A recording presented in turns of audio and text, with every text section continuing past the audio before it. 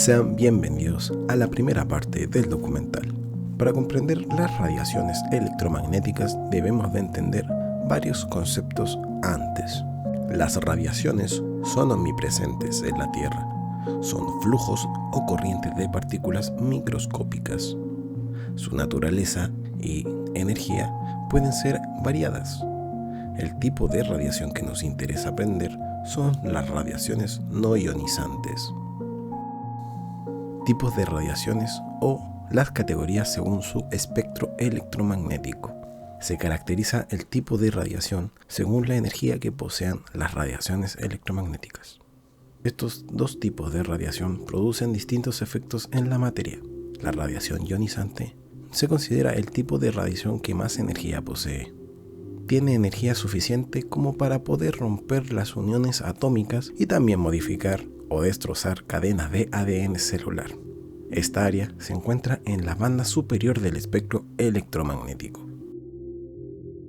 Radiación no ionizante. Se considera una porción del espectro electromagnético de baja energía, aunque las radiaciones no ionizantes intensas de frecuencias bajas son capaces de inducir corrientes eléctricas por los tejidos.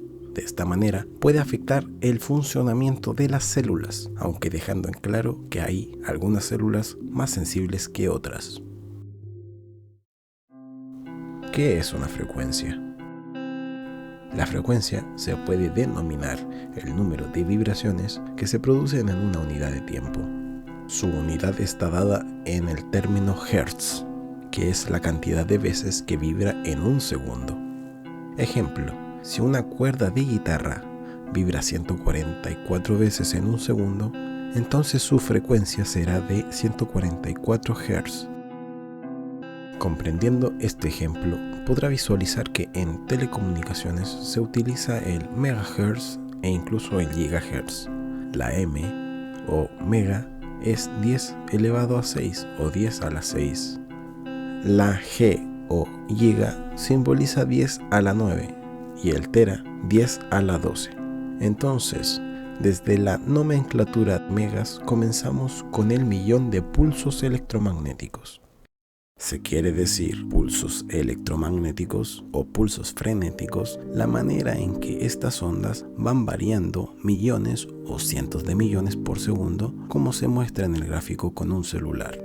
Este celular está efectuando una llamada. Todas esas variaciones son hechas por el celular en unos escasos segundos, tanto en la entrada como en el desarrollo de la llamada. ¿Qué es una onda?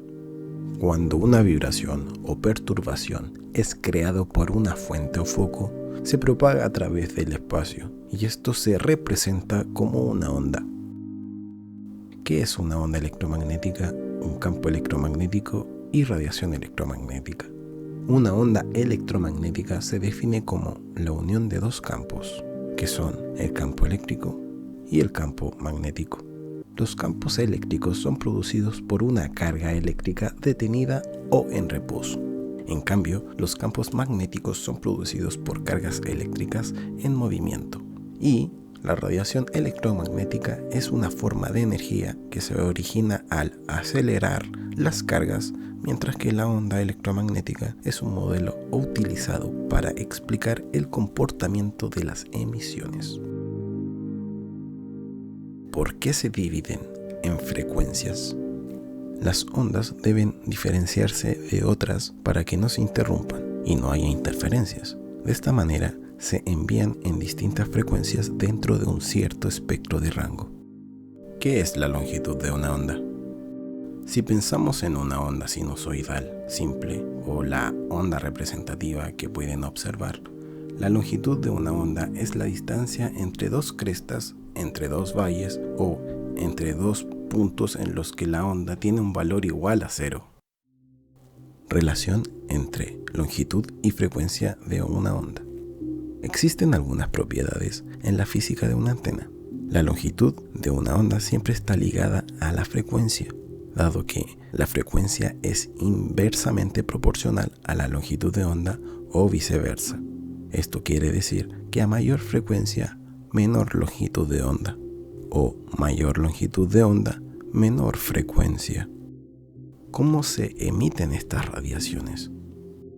Para comprender la transmisión de una onda o el resultado de la ruptura dieléctrica repentina del aire, el dipolo es el inicio del concepto de la transmisión de la antena, dado que la transmisión de la onda electromagnética está vinculada al dipolo y las características de su funcionamiento. El dipolo consta de dos elementos conductores como varillas o cables.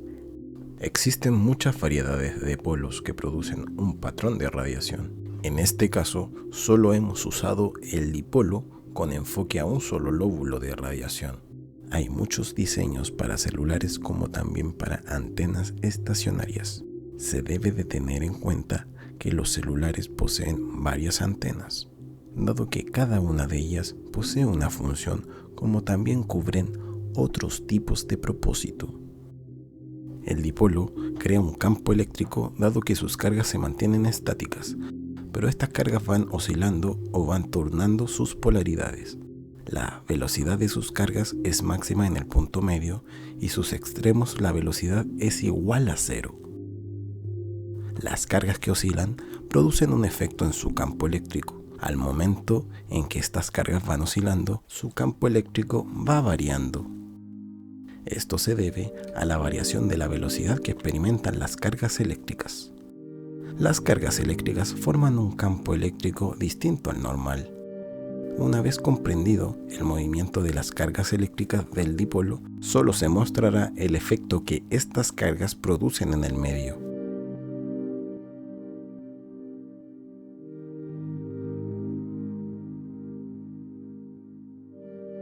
Se debe de tomar en cuenta que el tamaño del dipolo aporta su máxima efectividad cuando mide la mitad de la longitud de onda que se desea transmitir.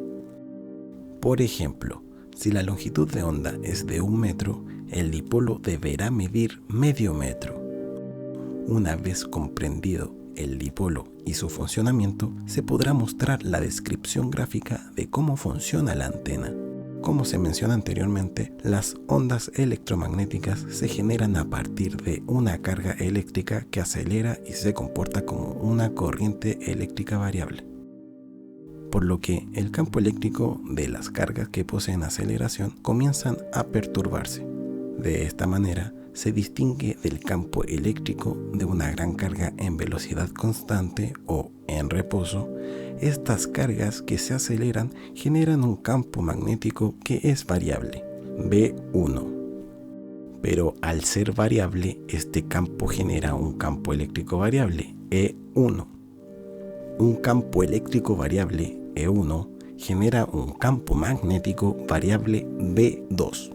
Por la hipótesis de Maxwell, y este campo magnético variable, B2, genera otro campo eléctrico variable, E2, y este ciclo se repite sucesivamente.